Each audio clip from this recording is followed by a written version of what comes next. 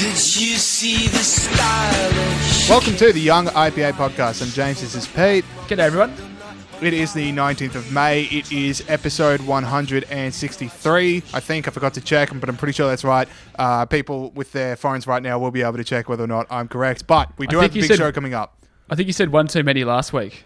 Yeah, sorry, I've tried to overcorrect, but who knows the mental gymnastics I've taken. But to get things underway, we do have a good show for you guys coming up. We're going to be talking to IPA Director of Communications, Evan Mulholland.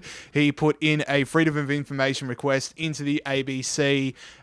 People might remember the Climate Crisis Advisory Group. If you don't, we get into that in the interview. But the stuff that comes out of that Freedom of Information request, delightful stuff. We talk the advisory panel, we talk Ata Buttros's leadership, we talk reply all email threads and why they're the worst thing in the world. It's fantastic. It is really good. We unfortunately, I just realised, forgot to call Evan his nickname, which is the Undertaker, which we gave him specifically for these FOR requests. So sorry, Evan, and sorry, listeners, but yeah, the Undertaker had a big week. And we're also going to be talking to Richard Impiombato, who is one of the stars of the IPA's new We Want to Work videos. So if you haven't had a chance to check that out, it's on all of our social media accounts. We're going to be talking to Richard about his experiences, like his lived experience, which is, what people talk about these days, lived experience about being in the economic lockdown, what he thinks, like talking to clients about the changing of, public sentiment towards we need a lockdown to keep people safe. And now it's like, okay, well, we need to get back to work. Unfreezing the economy, whether or not that's viable. Very interesting chat, very interesting guy. Loaded show. Pete, I've got a topic without notice for you. Okay. It's a bit of a story time, if you will indulge. Yeah, sure. I'm interested. So, Sunday night, hanging out with my parents, and we're just talking, and I bring up the fact that I really want a painting of myself, but I'm Napoleon leading his troops into battle in that rearing horse. You know that famous painting? No, I don't, but I'm imagining it. So I'm pretty sure everyone knows kind of the idea of what I'm going for here. The last thing I did before we recorded the show was check Facebook. The number one suggested ad is a company that paints paintings of you, but you're a royal. So after this show ends, I'm taking my phone to the nearest river and I'm throwing it in there. These things are listening to you at all times. I haven't even downloaded COVID Safe, and that's what they're doing with my data. I don't see, everyone's like, oh, my phone's listening to me, but it's like, so what? That's convenient. Now you can buy the painting you were talking about. No, they don't get my business. You don't get my business through scurrilous ways of like tapping in on my conversation with my parents. I don't know. Just stick to the Google algorithm like everyone else. I think you're now more likely to do it than if you had just been this thought bubble that you kept bringing out. Not with them, that's for sure. Anyway, we are a political show and we should talk politics. So, Pete, let's talk the latest with China and the inquiry and all that's going on, because there's a lot. Well, James, we won. That's all you need to know. We won. All right, moving on. So, next up we got... No, you can't stand up to China. China's, we've got to respect that. We can't hurt their feelings. Well, Australia is a small country compared to China, and we stood up to them and we got our inquiry. 120 countries backed it. Overnight, China agreed to it. So that's the main thing I wanted to talk about. The World Health Organization inquiry is going to be overnight. Unfortunately, China also hit our barley industry overnight with an 80% tariff. And they said it's because we've been dumping barley on their market, which is obviously completely unsubstantiated. It's because of the inquiry, which we won. So that's why they're giving us this tariff. And James Patterson we had on last week, who said it's completely unfair for these people to be punished for China, but what's the alternative? If he has to be quiet because they're going to punish our private enterprise, then that means China controls our political system. So deeply unfair for those people, but I think that's the only alternative.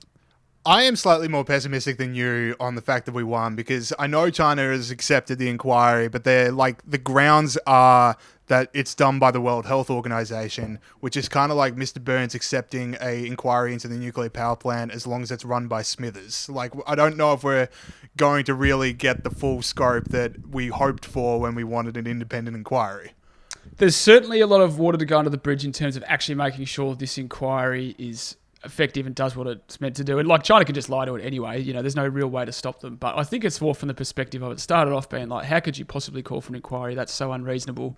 To now everyone, including Julia Gillard, saying, yeah, no, it's okay if there's an inquiry. And the latest talking point is we can have an inquiry, but it can't apportion blame. It's like, I'm not sure what an inquiry is for if it's not, at least in part, working out who's fault it was. Our inquiry found that coronavirus happened. Yeah, exactly right. So, yeah, I mean, so can I add one more voice to the people, just to show what a common sense thing this is? This is Craig Emerson saying, I mean, it's trying to serious that we don't want to know how the coronavirus got started and got spread. It is not anti-China. It is pro-science so that we learn about this particular virus and so on and so forth. Now, when the No Wayala wipeout guy is the voice of reason in the room, get on board. All right. You don't want to be the guy that's crazier than the No Wayala wipeout video. Well, Craig Emerson, he's right about this. And this is the thing we were talking about. We can't challenge these people because they'll punish us, but we did, and it was the right thing to do. So that was great. I take it as a victory. And but you are correct that it has to. You go. Yeah. Well, last I checked, the barley tariffs are still in there. So if China got whacked on overnight. Yeah, so it's one of those things where it's like China goes, okay, we have the inquiry, but we're still being punished for being the first voice in the room, and you just like. In a weird way, you kind of hope that it just stops at barley, because if it's other industries and other mining, then the job losses are going to really hurt. So it's still a tough situation. There's a lot to play out. It is. That's true. And I think, so I want to make one more point. So 120 countries followed us, and people are always like, we want Australia to take leadership on global issues, James. Well, this is leadership on a global issue. So let's be happy about that. Yes, but people that think that Australia should bring in a carbon tax so the rest of the world will catch up, don't read this story. Stay away from this story. That's right. So, not that one. The China one, good. Carbon tax, bad. All right, so moving closer to home, we've got some more restrictions being eased that we need to run through. I think we're running through Queensland borders and Victoria, talking about pubs and clubs. So start with Victoria because we are in Victoria. And pubs. If there's one thing our Queensland and New South Wales listeners have let us know, it's that they love the amount of Victoria chat that goes on in here. So let's keep going with that. So from June 1st in Victoria, 20 patrons at a time will be allowed to eat in enclosed spaces. Now, at the moment, you're not allowed to sit down and have a meal, so we're kind of skipping that 10-person maximum and we're going straight to 20. And then they brought in, it's going to be 50 from June 22, and then middle of July, it's going to be 100 people. And it's one of those ones where, it's really good to have a plan out. Like, you want to know, okay, this is a date that this is happening rather than, this indefinite time frame of the restrictions. So now that we got a time, it's better. But there are businesses that aren't going to, as we talk about with Richard later in the show, there are businesses that simply aren't going to make it to that June 1. And if the Daniel Andrews government would just listen to the health advice and allow 10 people now, it just gives them that extra step that might make it to June 1 when they can have 20. That's right. I mean, it is sort of when we've got less cases than New South Wales and they had pubs open much earlier than us, and you think, why? There's literally no reason for this extra delay. And unfortunately, in that time frame, since New South Wales opened them and since we opened them, some businesses fall off the cliff. So it is disappointing. I do like your point about that. It's good to have a plan. That does give people certainty and gives people more confidence in the future. And it's just another one of those things of where you're like, why do I care who's Prime Minister? Australians are learning about federalism. It's like they're doing year 11. Last week they learnt that unemployment rate doesn't really matter that much. It's what all these other rates mean as well. That was year 11 economics. Now it's year 11 politics, which is federalism. You've kind of lost me on that one, Pete. I'm going to need you to unpack that. So what's happening is there's all these things Australians are learning about their political system. The unemployment rate's what we hold up as a really important economic indicator. But last week it wasn't that bad, and then everyone learnt that heaps of people have left the labour force and unemployment. Oh, yeah, like underemployment, right. And that is what you get taught in year 11 economics and in year 11 Not what politics. I got taught in year 11 economics. Did you? I don't know. Did you go to the school for the gifted? And if so, what happened? And in year 11, you learn about federalism and the state's powers and all that stuff. And that's what people have also learned. So that's what everyone's going through that at the moment. Right, okay. I think that's a bit sneery of What do you mean? It's not I don't know. Just looking down at the Australian public as year 11 politics students. Well, a bit arrogant, Peter. I think we're not all as smart as you. We're not all as smart as you. And you need a big pat on the back for being so smart. There's this is not being patronising, but I think isn't it 20% of people don't know who the Prime Minister is? I don't know if it's 20. I'm going to Google that right now. You keep going. Look, I only just found out that 5G didn't start coronavirus, so I'm still a bit behind on everyone else. Now, I'll go to Queensland opening borders while Pete tries to prove himself right. So that's been the latest sort of battleground on business versus state governments is a lot of states still won't open their borders, like they're opening the cafes but not opening the borders. Now, a few facts here, some of which absolutely blew me away. So Australia's $80 billion domestic tourism industry, that didn't blow me away. I assume tourism's a lot of money. But here are some stats about what these border closures mean. So last year, 2.2 million interstate overnight visitors travelled to Queensland in winter months, spending more than $1.5 billion. Now, does that mean that they were there for one day? I must admit, I was Googling for the first part of that question. That's fair enough. And then Victoria and Western Australia also had 515,000 overnight visitors from interstate. Correct. In September quarter last year. I was saying, does overnight mean that they were there for one night? At least one night. Yeah, which is wild. Like, that is so many people. And if we're definitely not going to get international tourism because of all the borders closed around the world, like, we certainly need to protect that 2.2 million in Queensland and 515,000 in Western Australia. And that's just the latest battleground. Now, the Queensland Chief Health Officer has thrown her support behind the decision to keep states' borders closed, saying coronavirus may never be eradicated. Now, here's the quote. Dr. Young goes, "It's unlikely that we will ever beat this virus. We'll have to find ways of managing it." And I just go, best ways of managing it isn't destroying the economy and never allowing people into Queensland again. Like, that seems like a bad way of managing it. Yeah, and it's also not her call as a health person to be making calls on the economy. But you remember who Jeanette Young is, don't you, James? Yeah. She like this. Yeah. Is this like a message sending, or is this to keep people healthy? Exactly the right. So for those who don't know, Jeanette Young, we featured last week on the podcast, who's the Chief Health Officer of Queensland, who closed schools knowing that it would make no difference, but because she wanted to send a message to the community about how serious the threat of coronavirus was. Now, so this is one of those experts versus experts thing we get told so often on our side of politics to listen to the experts, James. Well, the federal experts say that there's absolutely nothing wrong with opening state borders and it won't make any difference in the world. The fella's name is Paul Kelly, Deputy Chief Medical Officer in the federal government, says it doesn't make sense.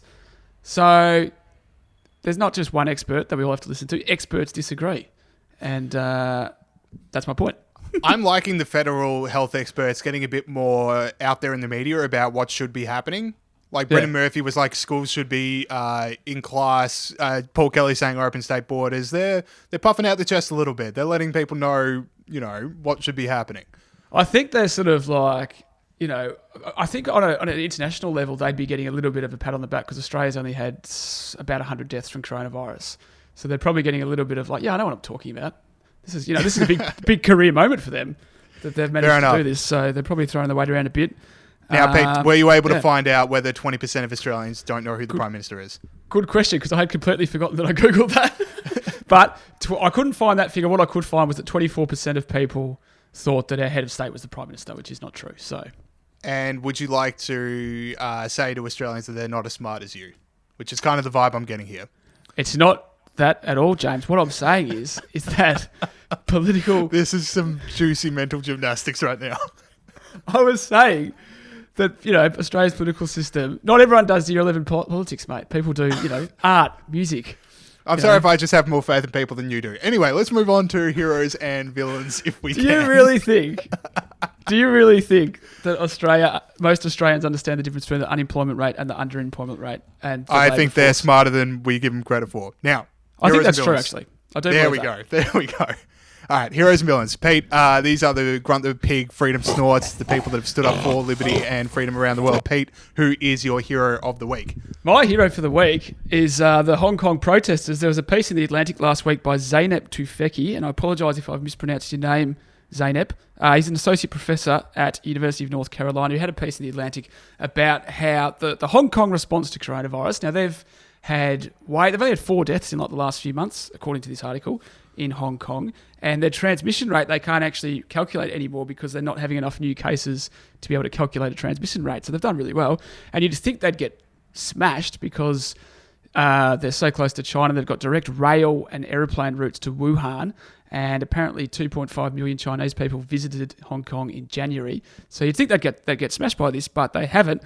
In addition, their government was really slow to close the border because they're effectively controlled by the Chinese. They said stuff like, you don't need to wear a mask. They said it's not that bad. We're not going to close the border. In fact, I don't think they ever closed the border. So the government didn't do anything. But they've managed to create this situation because of the Hong Kong protesters. So because they've got all these websites to tell people where like police blocks are, so police blockades and things like that, they're able to use that software to tell people where there were outbreaks of coronavirus and where, waiting times for hospitals and where you could get a mask and things like that. And they all started wearing masks, even though Carrie Lam, the head of Hong Kong, said they didn't have to wear masks and banned public servants from wearing masks. So it's actually illegal for some public servants to wear a mask in Hong Kong. But all the people wore one as an act of civil defiance. And as a result, they've had a great outcome. Also spreading hand sanitizer to poor neighbourhoods, organised groups to give out masks in poor neighbourhoods, help takeaway stores. Essentially, what I'm telling you, James, is this is a people's response to this thing that we were told could only be solved by government. And it's a fantastic thing. And it's also basically to sort of stick it to what is effectively a Chinese regime just about. And that's great as well. Yeah, if there was one thing that was going to come from Carrie Lam saying it's illegal to wear masks, it was the fact that everyone was going to start wearing masks. And I just like the idea that that's the act of civil disobedience in Hong Kong, as opposed to America, where it's like, I'm brave, I'm not wearing a mask. Yeah, it's different strokes, different blokes, James. But they also came out straight away and said, "That's really deep, man. It's really deep." Yeah, that's a crazy old world. But they said to they questioned. They were onto the World Health Organization. The World Health Organization was like, "No masks necessary," and they were like, "No, we do need masks," and they were right. So this is this thing we're meant to listen to experts. Listen to the people, man.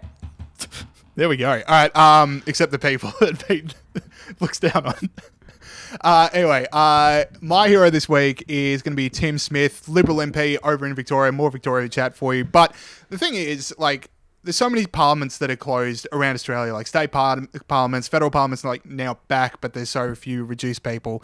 And you just think, I think we've talked about this on the show a few times, but this is one of the key moments in Australian history. I hope this is the most existential threat I ever lived through. And if there's ever a time for Parliament to be sitting, it's right now. Parliament sat through Spanish flu, Parliament sits through World War II, but coronavirus shuts down parliaments.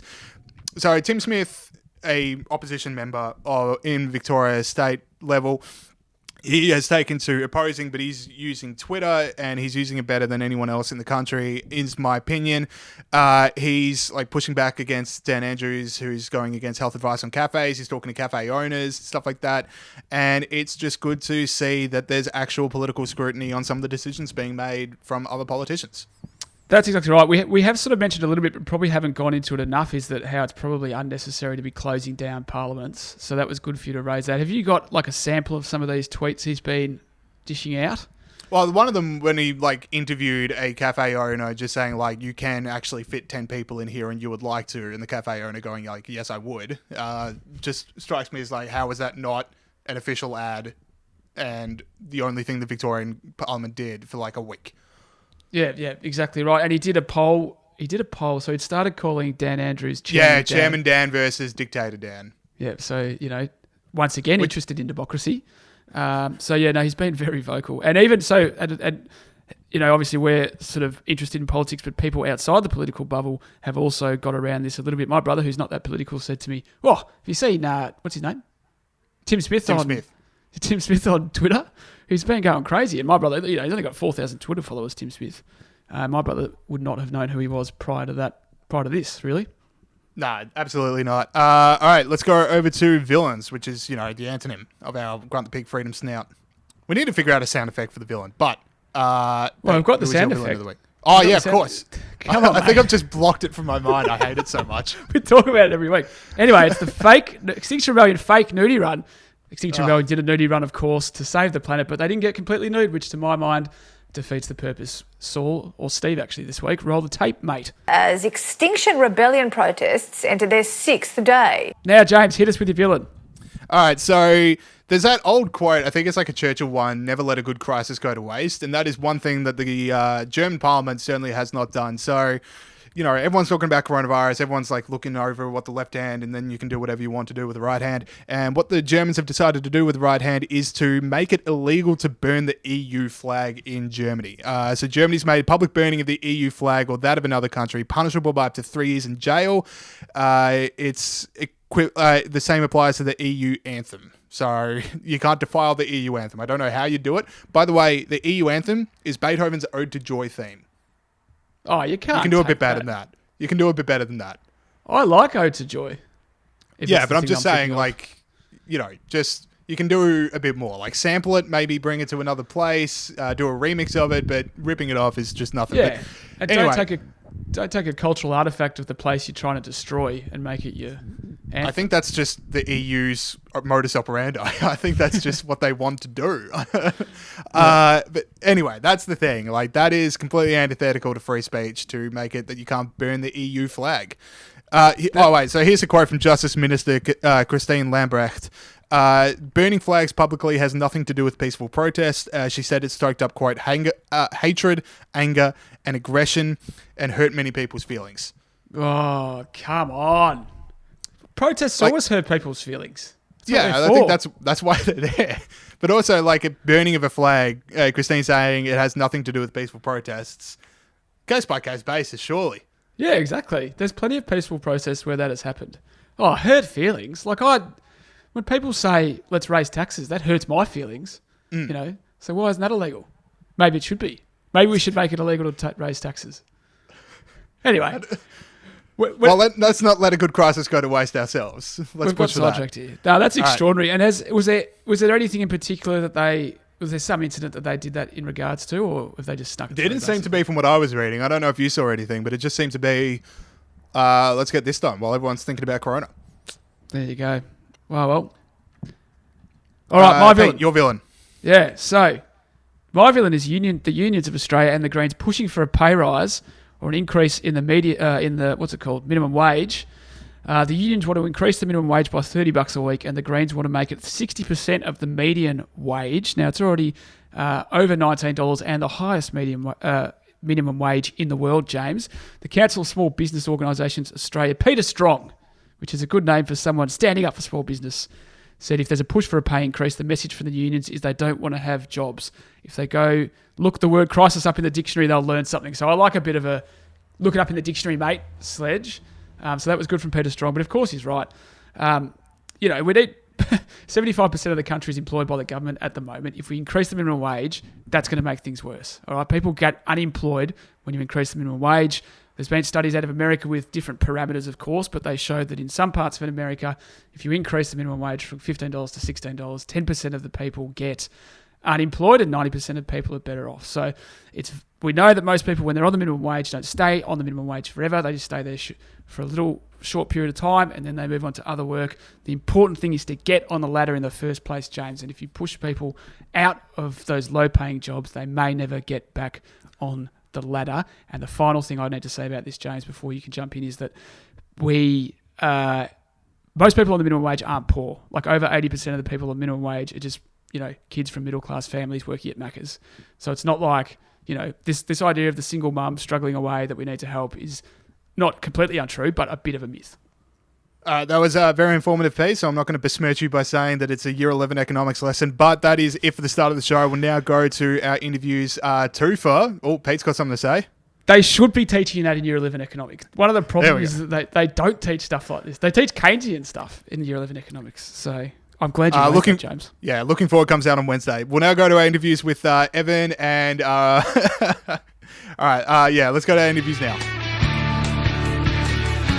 Okay, we now welcome on to the show, great friend of the show and Director of Communications here at the YIPA, Evan Mulholland. Welcome back. Thanks for having me, guys. All right, now we wanted to bring you on because your most recent Freedom of Information request has yielded some delicious results and we want to talk through them. So why don't you tell us the whole story, starting at Barbara Hagan's email to set up the Climate Crisis Advisory Group. Yeah, so this all got uncovered in the Australian late last year where one staff member who happened to be a producer for one of the radio shows, like not very senior, sent a reply all email to the entire organisation pitching the idea of a climate crisis advisory group where they would bring together a brains trust of the organisation together to work on what they call solutions-based journalism. And so you had literally like dozens of replies on, this was a Sunday morning she sent this, so there had dozens of replies throughout the day, reply all emails, replying with glee and enthusiasm at this idea. They thought it was terrific. Some thought it was great. Some gave personal experiences of what happened. So after this the next day, this all got leaked into the Australian, and I thought, they've only got the reply all emails. I reckon I should FOI this Barbara Hagen for the emails that replied just to her as well, which were also pretty delicious. But it also has uncovered some truths going on here, which is that a lot of the ABC journalists are just completely one-sided on climate change and biased. What's the story with Barbara Hagen? So she wanted a climate crisis advisory group.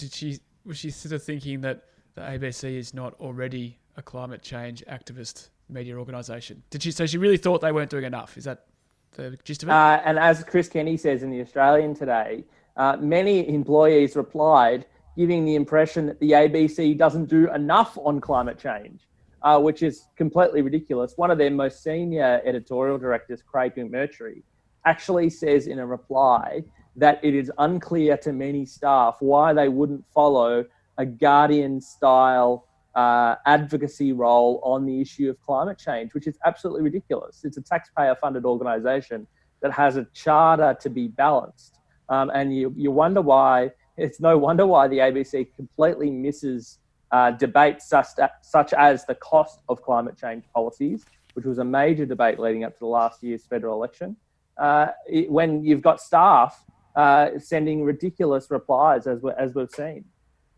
There's one more thing I just want to get a hold of before we get into what this means for the ABC. So Barbara Hagen sends around this email. A lot of people start replying back. But the other important thing is that Ida Buttrose, who's chair of the ABC, she says, we're not doing this. This isn't happening. But the FOI found that the group is still holding meetings as of January. Yep. So a week after Ida Buttrose ruled it out, she ruled it out after it got made into a big thing in the Australian. She ruled it out. And then a week later, staff members anonymously briefed to The Guardian, which is like an internal newsletter at the ABC, that the group's still going. They've got 77 members. But as these FOI documents detail, they were planning meetings for as recent as January. And some of the replies, I got to say, verge on ridiculous.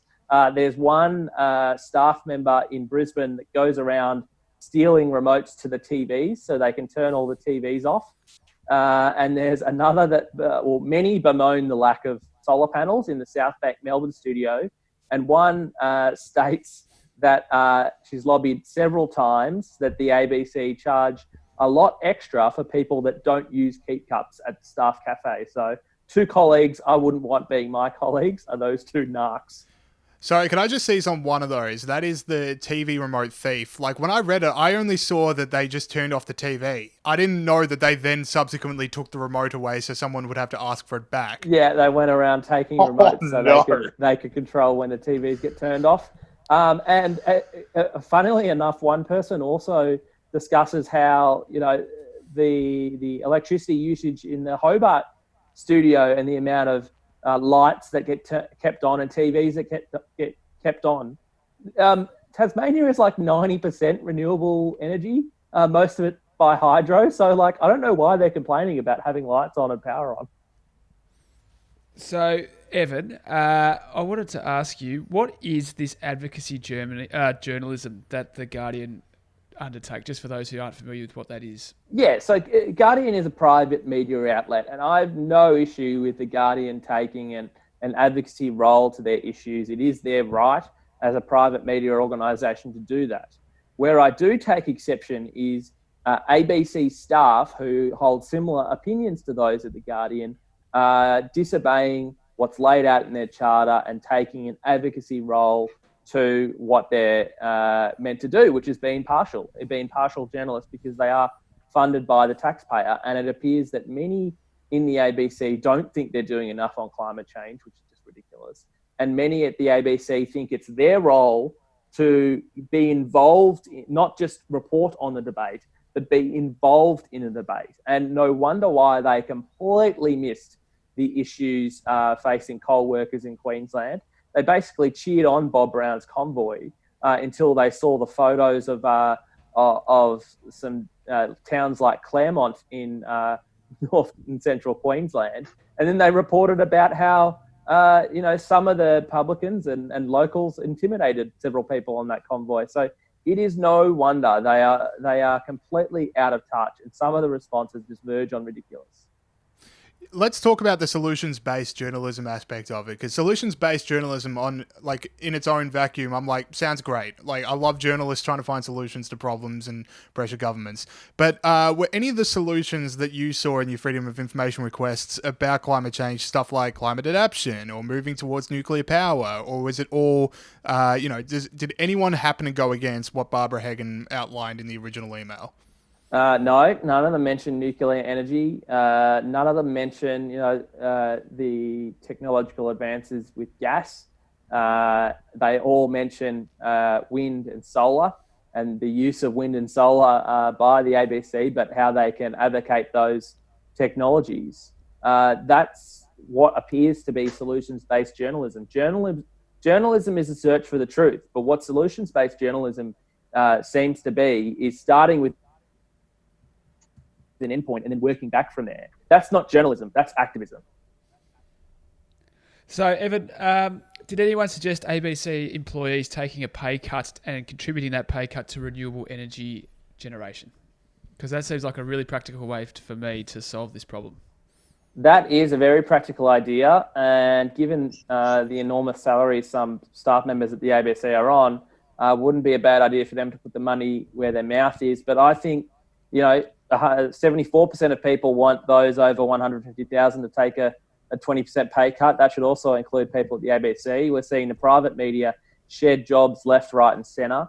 Yet the ABC, like 10 Daily went down. 10 Daily went down today. BuzzFeed last week, but ABC is still funding their lifestyle site, ABC Life, which basically has eaten up all these other left-wing clickbait sites for its own taxpayer-funded version, which is just completely ridiculous. When are the left-wing media in particular going to stand up at the ABC's encroachment into all these different spaces? But most of all, I think what these FOIs showed is that it's time for a serious and sober debate post-coronavirus about privatising the ABC. If these ABC staff want to be activists, want to play an activist role, then they should do that with the ABC standing on its own 2 feet. If the ABC is good as its staff say it is, then have it. Literally have it. Stop the taxpayers giving it $1.1 billion a year. And if there is an audience out there for this stuff, they will pay for it. Yeah, it's like my position is, we're laughing at Barbara Hagan right now because it's exceptionally easy to do so. But I genuinely don't have a problem with her getting out there and wanting to do journalism about climate change if she was working for literally any other publication in Australia except the SBS, obviously. It's when public funding comes into it and she's supposed to be objective and reporting for all Australians, that's when the thing falls apart. There are 2 emails I want to highlight that I did actually like in this thread. We're laughing at a lot of the emails.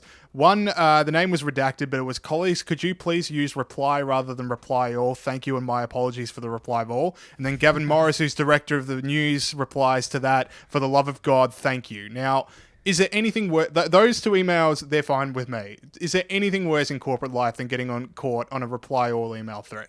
It is the absolute worst. And I used to work in Parliament House, and there would be occasions where some dope staffer has put in the group email into the CC thread instead of BCC, and you're getting all these reply backs about parliamentary friends of the UN or something, which is just insufferable. And then you get just as many people saying stop replying all, and that appears to be what's happened here. And the funniest are some of the replies saying please don't litter people's inboxes in stuff that's not relevant to our work. But I think the gold medal goes to the guy that said, don't we do enough on climate change already?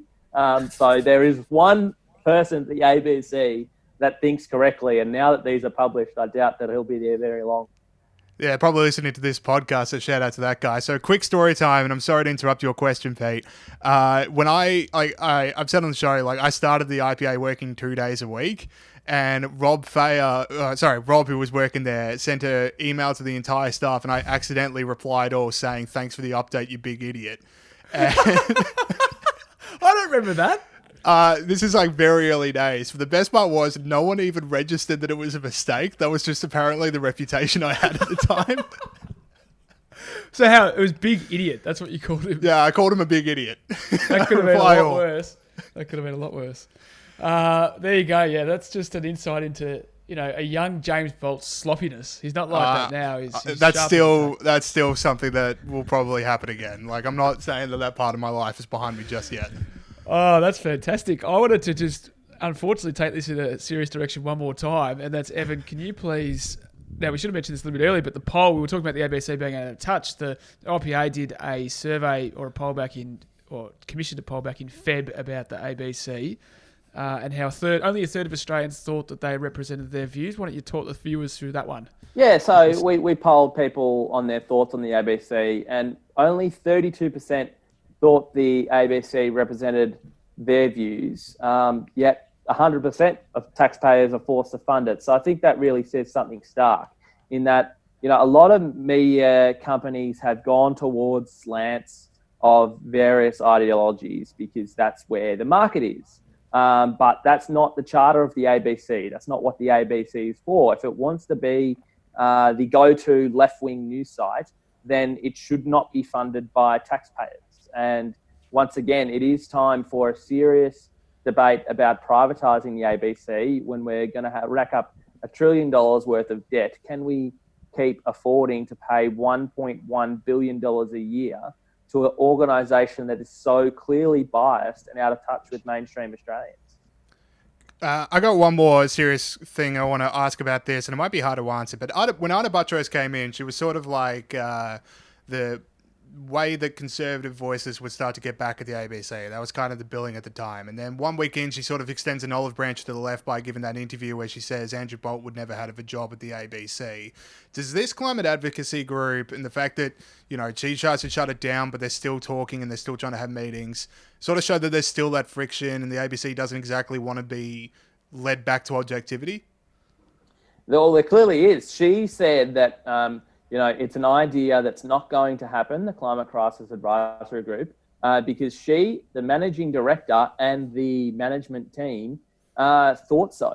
And this is staff clearly not abiding by the views of their management. Now, people say a lot that the ABC is run by a staff collective, a workers collective. This proves them absolutely right that it is run by a staff collective because they won't even listen to their bosses about how this team, this advisory group is going to work, and they're apparently still going.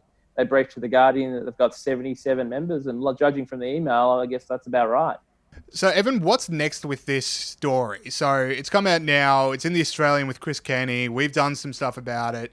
Are there any follow-ups? Is there any more freedom of information things you can tease? Obviously, you can't go into too many details. Yeah, look, I'm going to keep digging. I'm on Sky News, Kenny on Media tonight, or yesterday, whenever this goes to air.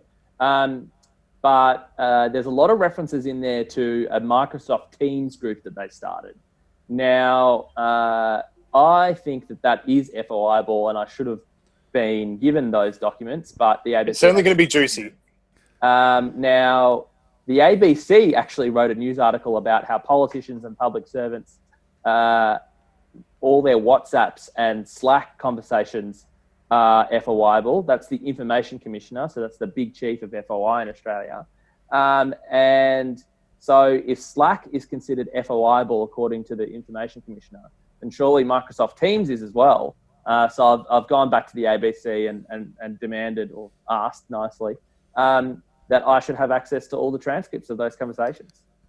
I reckon they'll be even juicier because I just find Microsoft Teams is a bit wild, wild west. Like, certainly in the correspondence between me and Pete trying to figure out a show, emails are extremely formal. Slack loosens up a bit. But if we get into Facebook Messenger or Microsoft Teams, things fall apart very quickly.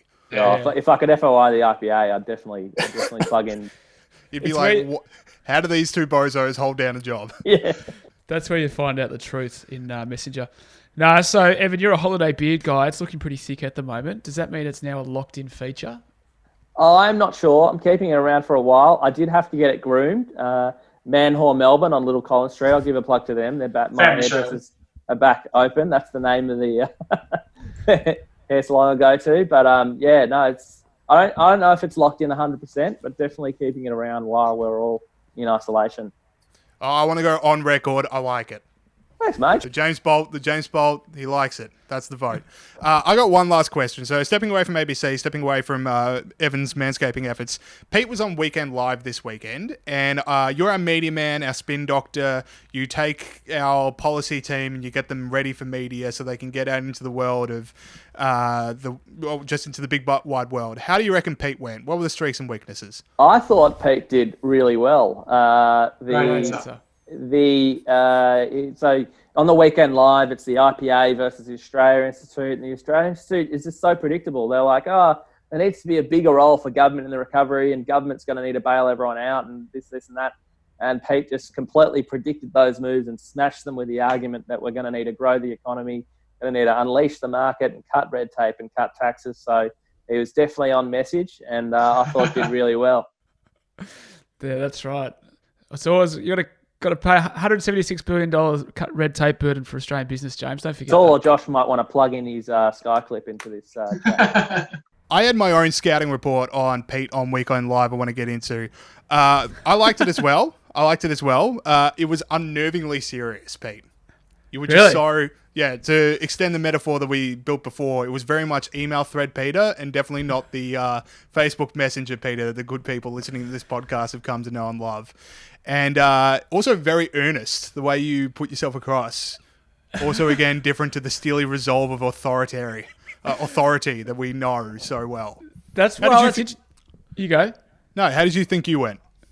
Well, that's interesting. I think I've done a couple of gags on there before and just got absolutely nothing. So I just thought... You're telling me you got absolutely nothing on your gags sitting alone in a studio? I know it's Weekend Live, but it's not like there's a live audience. Yeah, it's just you sitting there. And I've done a couple of gags and Danica, the host, has just not laughed. So I haven't bothered with them anymore. My question is, when are we going to have James Bolt on Weekend Live? Wow, that's a really good question. Yeah, well, it's only if we could talk to our Director of Communications about it. I wonder if he might have a few ideas. That'd be good. I'd like to see it. I've been on Bolt Report a few times. Just wait till Dad runs out of friends to have a whiskey with, and I'll get the call up 2 hours before recording as usual. So I don't know. We won't be too long. Cool. Evan, check out the Freedom of Information request over on, Chris Kenny on The Australian. It's also on our website. Check out Evan. Yeah, people will be hearing this on Tuesday. All 301 pages of it are on the website, so it's a good read. Beautiful. All right, Ev, thanks so much, mate. Thanks, guys. Okay, we now welcome on to the show one of the stories we featured on the IPA's most recent video, We Want to Work, Richard Impiombato. Welcome to the show. Thanks, James. Thanks for having me.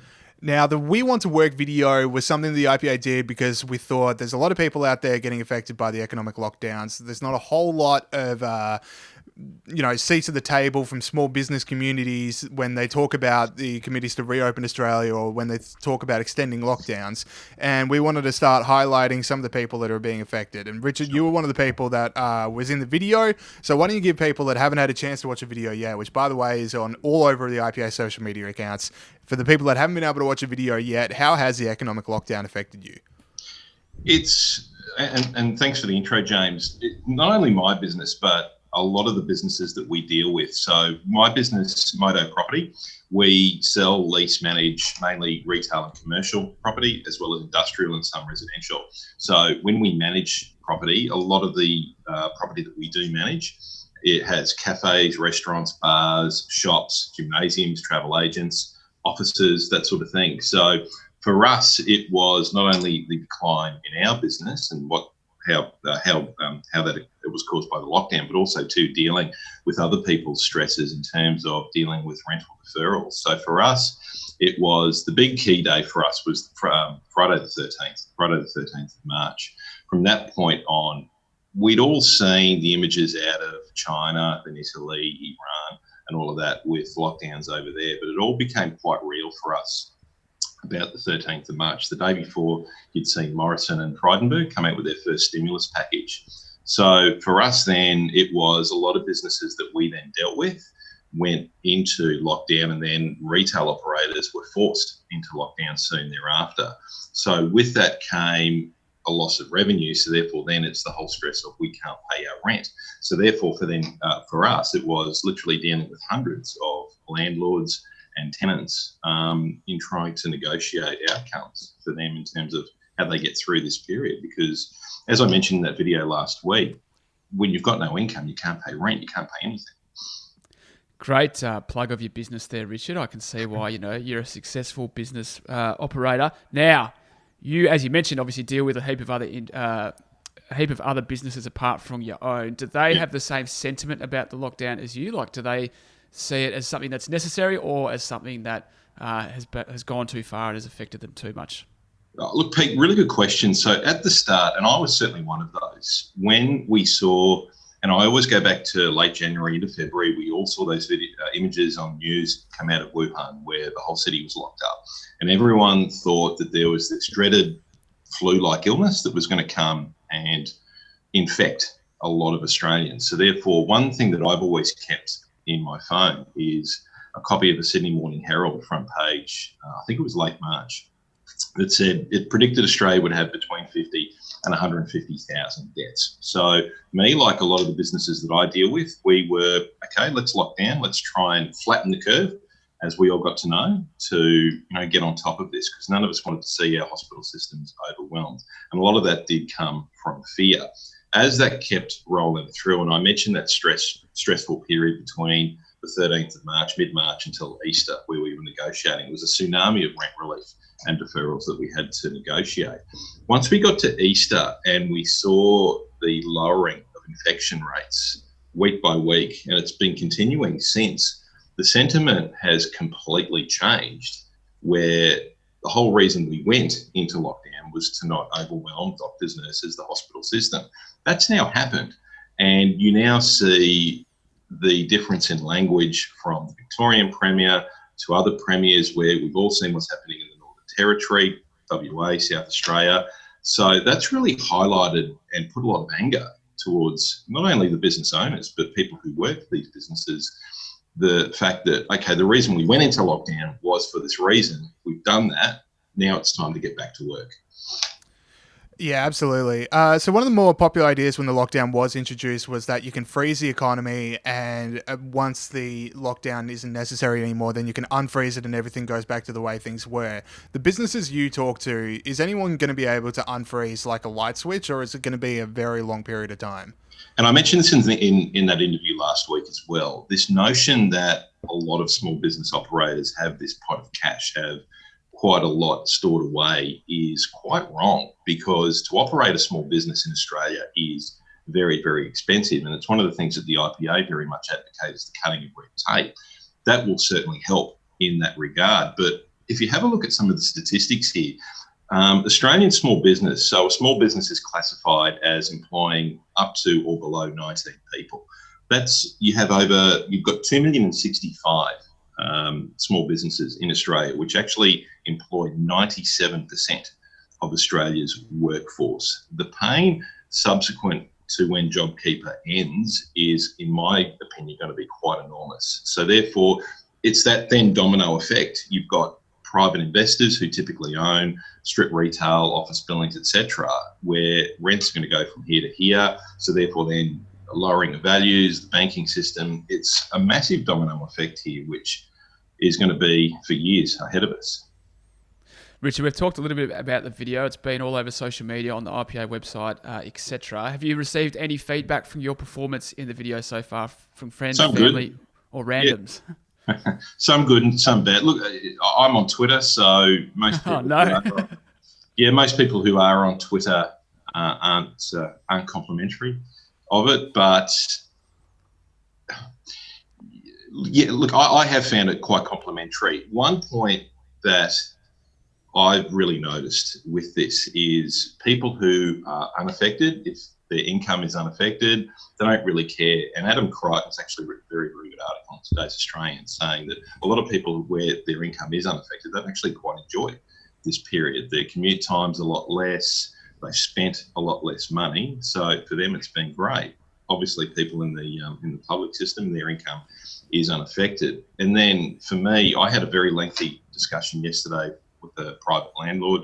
He owns a lot of property all across Melbourne. And he actually made the point to me in that, look, for him, he's quite comfortable and his portfolio of buildings is one that hasn't actually been affected yet. But if he was affected, his opinion of lockdown would be very, very different to the one that he has now, in that he feels that we should, I suppose, keep staying in this lockdown. So that's really where it is quite polarising. The people who have had their income tap completely turned off, they want to and have to get back to work. And again, we go back to those ABS stats that came out last week. It was about 72.5% of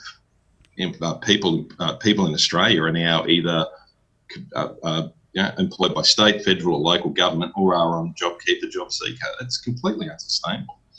Yeah, I think that's part of it because, like, there's so many people who are saying, look how nice my life is right now, look at all the hobbies I'm having, or like all the bread I'm making, or maybe their work has been able to adapt to the fact that they're working from home. We should do this until we find the cure. But for like, no one's making, if we ended lockdown, no one's making them get back to the old ways of doing things. Whereas in a lockdown, the people that are struggling are being made to do things that are causing them to struggle. So like, people should be given the choice whether or not they want to return back to the old ways of life or not. Absolutely. And look, my parents, if they were to catch it, it would be terrible for them. My in-laws are the same. So people who have whose immune systems aren't as strong, sure, look, you do have to be very, very careful with it. But for those of us who are a bit younger, who are healthy, I really do not think that we should be affected by these lockdowns. And, I every day I look at the stats here, pardon me, while I have a look at the page here. I have a look at, a lot of us, when we have a look at these COVID stats each day, we actually only look at the total number of cases that have been in Australia, which is still quite low. But if you have a look at the number of active cases nationwide, 569, it's very small, so small. In Victoria, we've got, how many in Victoria here? 110 cases, most of that being cedar meats. 0.003% of the population actively have it at the moment. It's so small. It's the reason for these lockdowns now, to me, are completely unjustifiable. Richard, don't worry too much about Twitter. We always think at the IPA that if you put the same thing that was on Twitter that got a lot of flack, if that was in the comment section of the Australian, it would be 200 comments saying how good it was. So don't worry about Twitter. One final question. Dan Andrews is easing restrictions fairly significantly from around June 1. Is it too pessimistic? So that's obviously a good thing. Is it too pessimistic to say, unfortunately, a lot of businesses won't make it that late? And it would, if they had been reopened now, they would have survived? Do you reckon that's fair? For a lot of, it depends on the size of the business. If it was open now compared to, say, the 1st of June, and then he's talking about later June and then the mid-July, and he's put that caveat on there of, well, we have to look at the amount of infections. That caveat that he's put on there has put very, very little confidence into the sector, pardon me. Phone going off. So, look, I made this point earlier. I really do see a lot of pain at the other side of this. I've been quite buoyed by some of the federal government's language in that they are wanting to cut company tax rates after this to really try and stimulate the economy. Without having a crystal ball, I'm quite pessimistic about the pain that's ahead of us. I really am. All right. Well, a bit of a downer note to end it on, but Richard Impiombato, check out We Want to Work on all the IPA social media channels. And thanks so much for joining us on the show. It's a pleasure, James and Pete. Thanks for having me. Okay. We've got a few stories. I think the show's running pretty long, so let's fire through these. But here we go. Give the people what they want. Joe Biden needs to stop telling people not to vote for him. Okay. Tell me more. So this is the thing we've talked about on the show before. Joe Biden has a habit of going like, whenever he's criticized by someone on a policy point, he'll just go, well, then don't vote for me. Latest being Tara Reid, which we've been talking about on and off on the show. But May 14, Biden is getting interviewed on MSNBC, and Tara Reid's allegations come up about the sexual assault in 93, and he says that people who believe Tara Reid, quote, probably shouldn't vote for me, and it should instead, quote, vote their heart, and he added, I wouldn't vote for me if I believed Tara Reid. Now, this is on the back of January 29, environmental activist Ed Fallon confronted Biden on climate positions. Biden responded, quote, you have to go vote for someone else. You're not going to vote for me in the primary. November 22, Carlos Rogers. This is all coming from Politico, who found stuff dating back to 1979. There's at least 10 different accounts of Joe Biden imploring people not to vote for him. Carlos Rogers, an immigration activist, pressed Biden event in South Carolina on deportations. Biden goes, quote, you should vote for Trump. Now, when will we recognize that Joe Biden just does not want to be president, but the people behind him are pushing him too hard, and all he can do is just whisper under the table, please get me out of here, don't vote for me. It's a cry for help. He's telling everyone not to vote for him. Yeah. All right? Come on, let's help this guy. It's the one thing he wants in the world is for you to vote for literally anyone else. Yeah, that's exactly right. Well, he's obviously watched the Chris Bowen School of electoral success. If you remember, yes. Chris Bowen during the last election, they lost the unlosable election. He said, "Don't." What was that issue again? I can't remember the issue, but he said, It was franking credits or reverse mortgages or something like that. Something like that. Yeah. So anyway, that didn't work for them. But look, I mean, or are you about to say something? Yeah, you go. No, you go. Well, I like it. I can't wait to be back in the studio so we never do this again. I hate the whole, no, you go. I don't mind it. I'm counting down the days. Yeah. What? Yeah, you go, mate. Yeah. Anyway, I'll go. I don't mind it because, we just want a bit more authenticity out of our politicians. And he recognises that most of the country's not going to vote for him. And, a bit of honesty. Don't vote for me. I don't care. You're never going to vote for me. I don't care. And the other thing is, as you said, he's done it since 1979. It's obviously worked a bit. Bloke's vice president of the most powerful country in history. Like, he has got elected a few times with this strategy. Well, if that is actually a strategy, it is going to end up like that famous photo that goes around the internet every now and then, like, quote from Man Stabbed, what are you going to do, stab me? Like, if you keep telling people what are you going to do, not vote for me, it's like, yeah, like that's exactly what we're going to do. Yeah, well, look, it might work. You can't say it to everyone. It's 4 times in one election is a lot. We haven't even started the official campaign season yet. Yeah, I think we're going to have a few more of these. All right, Pete, you saw something on Twitter that took your interest. Yeah, I saw Elon Musk, who we've been talking about a little bit on the show over the last few weeks. He's been pretty active in the world. He took on the government and won with regards to his Tesla factory in California. They said he couldn't open it, but he did anyway. Anyway, he tweeted during the week to his 34 million followers, take the red pill, along with a red rose emoji, because apparently there's no red pill emoji, which surely is part of the conspiracy, James. And Ivanka Trump tweeted, taken. So she retweeted it and tweeted taken. So that was a bit of a story. Now, Grimes' mother, who is Musk's wife, Grimes' mother, Sandy Garasino, reportedly accused him of blaring men's rights activist Bull S. That could be anything. That could be anything. And she deleted that tweet. And Matrix co-creator Lily Wachowski, and you'll tell me if I've pronounced that wrong.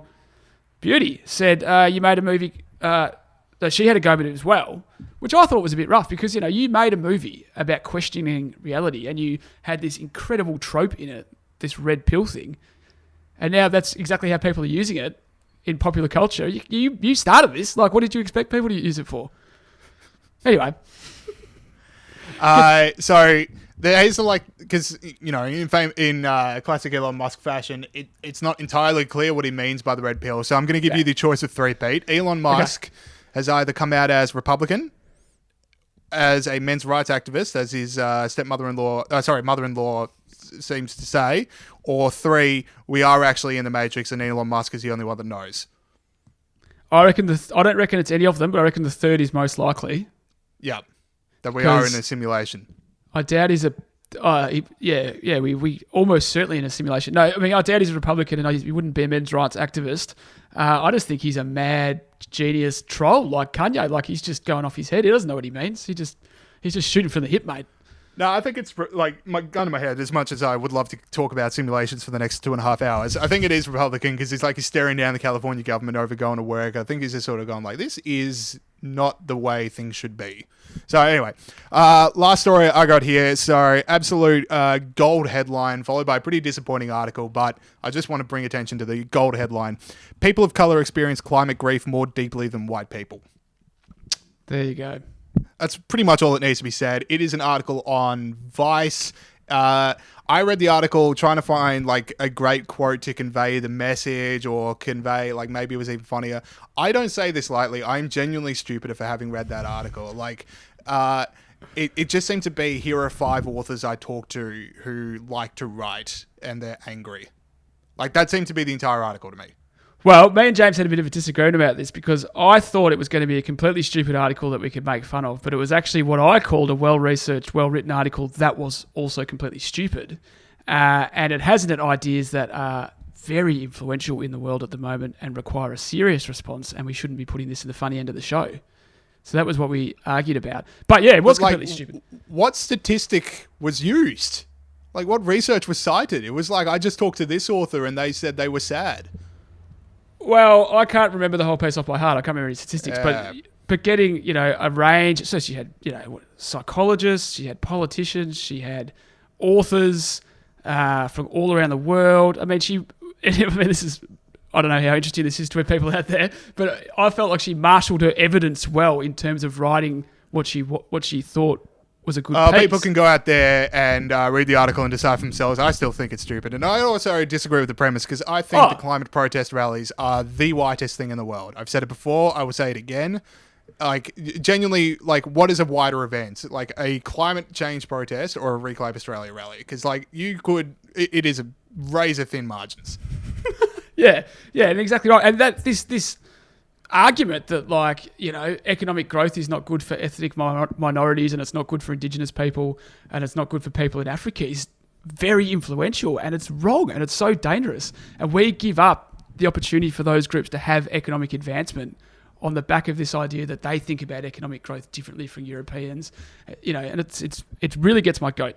Okay, that is it for the show this week. Thank you to Evan Mulholland and to Richard Impiombato. Make sure you're checking out Evan's Freedom of Information request, all the documents relating to it available on the IPA website. Richard is in our We Want to Work video, which is all over the IPA social media channels. The Heretic, we talked about it with Gideon extensively last week.